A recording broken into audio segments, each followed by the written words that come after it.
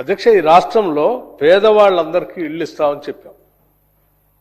మీరు 10 సంవత్సరాలు ఆనాటి ఇందిరమ్మ ఇల్లు ఇచ్చేటప్పుడు ఒక గదే ఇస్తా ఉన్నారు. ఆ ఒక గదిలో ఆ కొడుకు వస్తే ఆడబడుకుంటాడు, అల్లుడే వస్తే ఆడబడుకుంటాడు, బర్రె ఆడగట్టేస్తాడు, గొర్రె ఆడగట్టేస్తాడు అని మాట్లాడి మేము వచ్చిన తర్వాత డబుల్ బెడ్రూమ్ ఇళ్ళు అందరికీ ఇస్తామని చెప్పారు.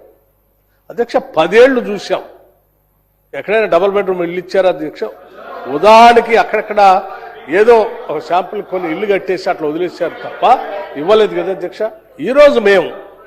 ఈరోజు మేము ఆనాడు హామీ ఇచ్చినట్టుగా ఒక్కొక్కరికి 5 లక్షల రూపాయలు ఇస్తామని చెప్పాము అధ్యక్ష.